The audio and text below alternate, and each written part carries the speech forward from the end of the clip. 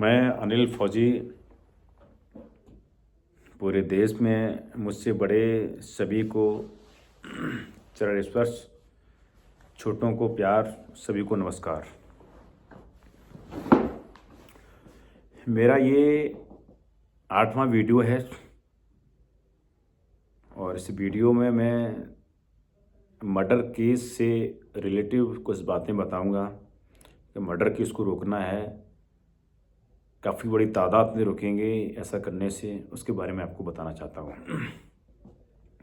इसके मान के चलो मेरे दो नाम हैं, एक बबलू एक अनिल। मैं अपने ऊपर बोलता हूँ। ये तो अनिल ने बबलू का मर्डर किया है। अनिल ने बबलू का मर्डर किया है।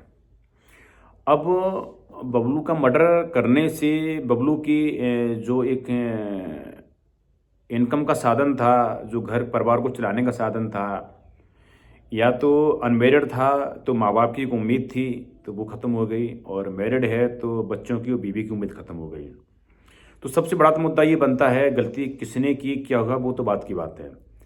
यदि अनिल ने बबलू का मर्डर किया है तो बबलू का घर चलाने के लिए किसी की जिम्मेदारी नहीं है। सरकार तो ये बोलती है केस में ये डिसाइड, ये फाइनल कर दो कौन सही कौन गलत है, लेकिन उसकी पूर्ति कौन करेगा, उसके परिवार की पूर्ति कौन करेगा? वो भी एक देश का नागरिक है, उनको भी जीने का अधिकार है। तो सबसे बड़ा मुद्दा है कि भाई मरे हुए व्यक्ति की परिवार की भरपाई कौन करेगा? तो यदि अनिल ने मारा है तो जो फर्स्ट टाइम में जो इन्फॉर्मेशन दी जाती है पुलिस को, जो उस टाइम में जो पूरा बायोडाटा बनता है, वही सही वैलिड होता है।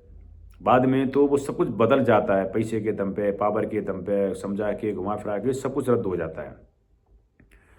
तो फर्स्ट टाइम में जिसके नाम में एफआईआर की गई, अनिल के नाम में, अनिल ने मारा है, अनिल ने मर्डर किया है, तो उस टाइम कोर्ट में जाने के बाद 24 घंटे में कोर्ट में बंदा पेश होगा। कोर्ट सीधे से आदेश देगा उसकी सारी संपत्ति जब्त की जाए, उस व्यक्ति की सारी संपत्ति जब्त की जाए, और उस सारी संपत्ति पर सरकार का नहीं, उस पर सारी संपत्ति, उसकी सारी संपत्ति का अधिकार हमारे कोर्ट के पास जाएगा, और कोर्ट उस घर के खर्च के लिए पैसा देगा।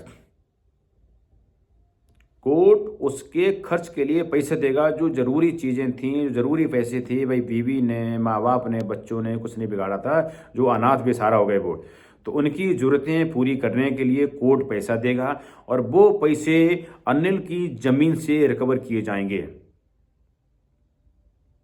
1 साल के बाद जब वो केस फाइनल होगा, 1 साल के अंदर केस फाइनल होंगे, कोई भी केस 1 साल के अंदर फाइनल होंगे। तारीख पे तारीख सिर्फ इसलिए लगाई जाती है जिससे कि गलत व्यक्ति को जीतने के सारे ऑफर दिए जाते हैं कि तुम बचने के लिए जो मर्जी करो, हम तुम्हारे साथ हैं, और अच्छे व्यक्ति को, सच को हराने के लिए ये तारीख पे तारीख बढ़ाई जाती हैं। जितने जल्दी डिसीजन होगा उतने ही कम कांड होंगे, उतना ही गलत लोगों को संभलने का मौका नहीं मिलेगा और वो गलत साबित हो जाएंगे। तो सारी संपत्ति जो उसके, जो अनिल के पास संपत्ति है वो सारी जब्त की गई, वो सीज कर दी गई है। उस पर अधिकार कोर्ट का रहेगा। कोर्ट उस घर को खर्चा देगा, और 1 साल के बाद वो प्रॉपर्टी को बेच करके सरकार, कोर्ट अपना पैसा रिकवर करेगा। पहला मुद्दा हो जाता है। उसमें जो गवाह बना है, जो विटनेस है, जो उसमें स्टेटमेंट दिया गया है मरने वाले की तरफ से कि ये लोग इन्वॉल्व थे, ये थे, जो भी था पूरी कहानी दी गई है, और जो उसमें गवाह बने हैं दोनों तरफ से, वो कोर्ट में पेश होंगे।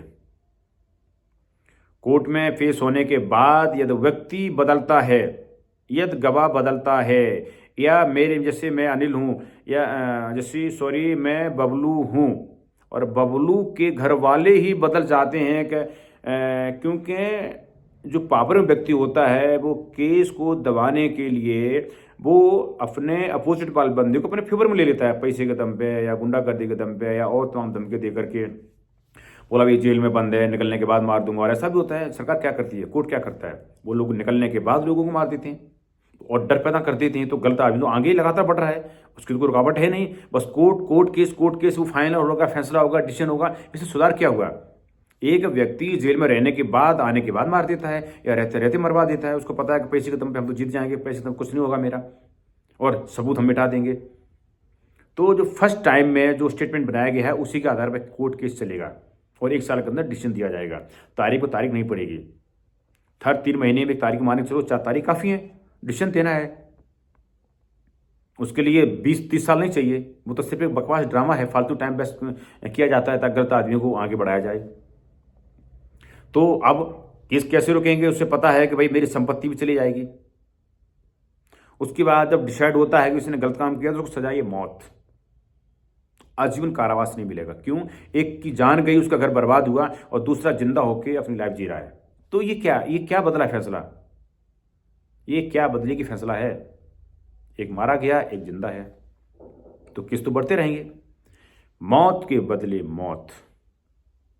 और मौत कहां होगी?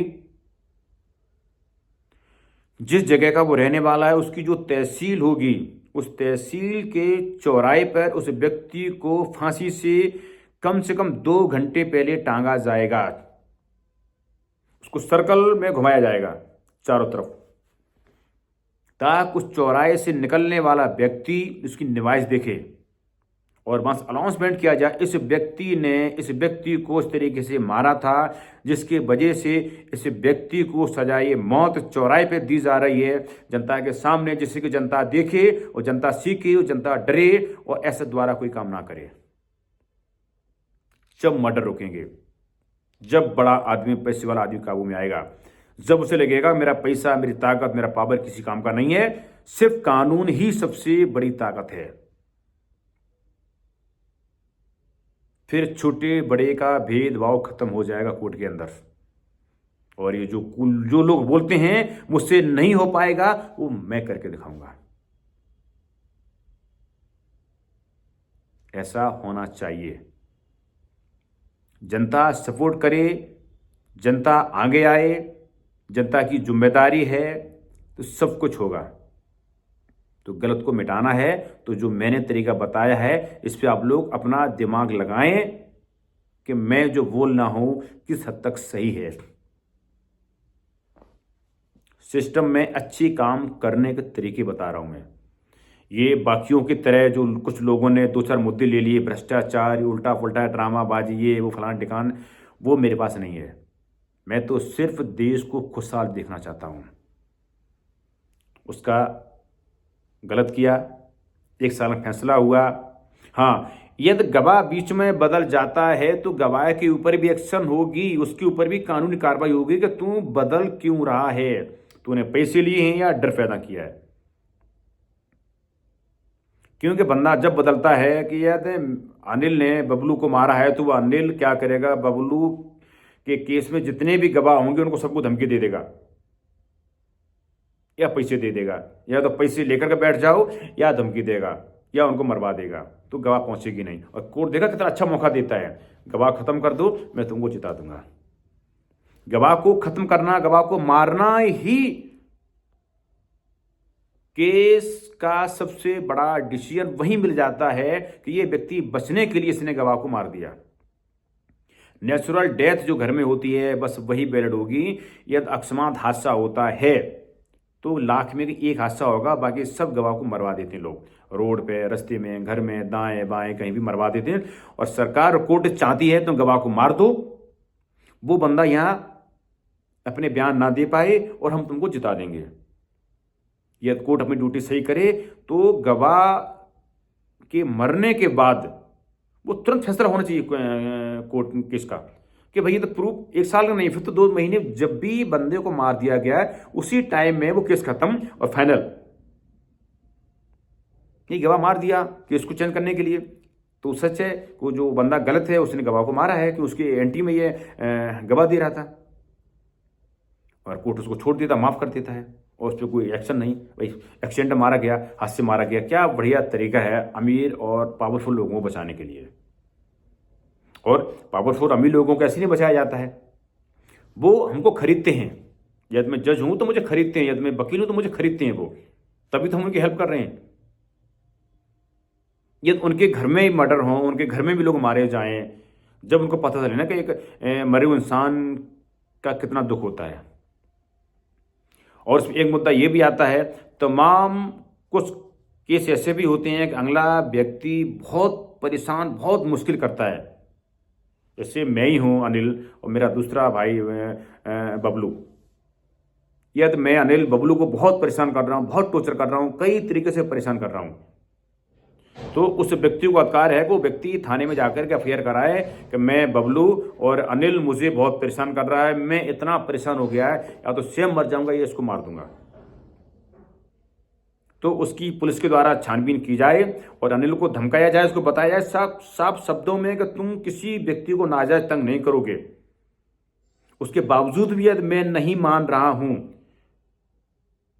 तो फिर उस व्यक्ति को मारने का अधिकार है, उसको अधिकार नहीं है, लेकिन मार दिया इधर गुस्से में, तो उसके पास एक प्रूफ है कि मैंने कानून के पास गया था उसको समझाने के लिए, तब भी कानून कोई एक्शन नहीं लिया, तो मैं क्या करता? तो मैंने मजबूरी में उस व्यक्ति को मार दिया।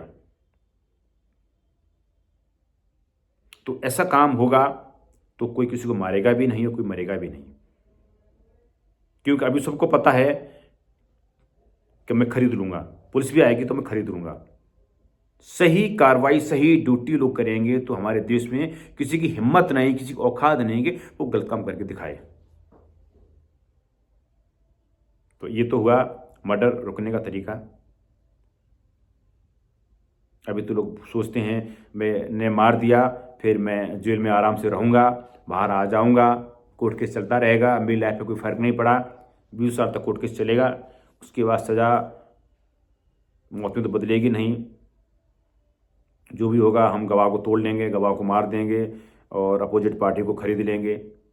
एक बार केस फाइल होने के बाद यदि कोई बंदा पीछे कदम हटता है, फैसला ये लेता है कि मेरा तो समझौता हो गया, तो कोर्ट नहीं मानेगा। कोर्ट का काम है कि जनता में एक डर पैदा करना, एक भोकाल बनाना कि गलत काम करने की हैसियत मत रखो। तुम तो बिक गए हो, तुमने खरीद लिया या कोई बिक गया कोई खरीद लिया, लेकिन कोर्ट नहीं छोड़ेगा उस केस को। कोर्ट का काम है डिसीजन देना, कौन सही है कौन गलत है। ऐसे नहीं कि मैंने केस भी कर दिया और फिर मैंने पैसे लेके मैं बैठ भी गया, मैं पहले गवाह बन गया फिर पैसे लेके बैठ गया, नहीं होगा। फर्स्ट टाइम में जो एफआईआर हुई उसके संबंधित में जितने भी लोग हैं वो सारे इन्वॉल्व होंगे, कोई बंदा बदल नहीं सकता है। यदि गवाह बदलती है तो गवाह के ऊपर एक्शन होगी। ऐसा नहीं मैं मर्जी से गवाह बन गया, मर्जी से गवाह से हट गया, और उनको कोई डर भय है तो उनको सारी सुरक्षा दी जाएगी। कोर्ट केस होने के बाद सच के साथ में जो गवाह हैं उनको सारी सुरक्षा गवर्नमेंट की तरफ से दी जाएगी 24 घंटे। जब उनको लग रहा है कि ताकत वाली पार्टी है और ये कहीं न कहीं गलत करेगी, तो उस व्यक्ति का फर्स्ट बार में सारे बयान रिकॉर्ड कर लिए जाएंगे और उस व्यक्ति को सारी सुविधाएं दी जाएंगी, जिससे कि मान के चलो कि फर्स्ट आप जो बयान दोगे वही आपका वैलिड होगा लास्ट तक। लास्ट में आपके साथ ऐसा कुछ नहीं कि आप खत्म हो गए, आपका एक्सीडेंट करा दिया गया, तो कोई बहुत बड़ा असर नहीं पड़ेगा कोर्ट पे, केस पे। तो जो फर्स्ट बयान ही आपके दर्ज हो जाएंगे, उसी के आधार पर पूरा केस का फाइनल होगा। तो अगला व्यक्ति ये सोचेगा भी नहीं कि हम इस व्यक्ति को मार दूं, गवाह को मार दूं तो मेरा केस बदल जाएगा, ऐसा कुछ नहीं होगा। तो लोग मरने से पहले भी बचेंगे और बाद में भी बचेंगे, और कोर्ट में डिसीजन बहुत अच्छे तरीके से होगा, लोगों को बहुत खुशी मिलेगी।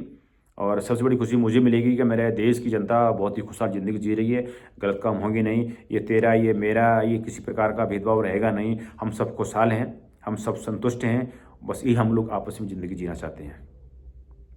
तो मेरा ये वीडियो यहाँ पर समाप्त होता है, और अगला वीडियो मेरा बनेगा फिर इस कोर्ट के ऊपर, जो मेरा 9वां वीडियो रहेगा। उस वीडियो में हम आपको कुछ ही कानून के रिलेटेड बातें बताएंगे। तब तक के लिए मेरा आप लोगों को नमस्कार।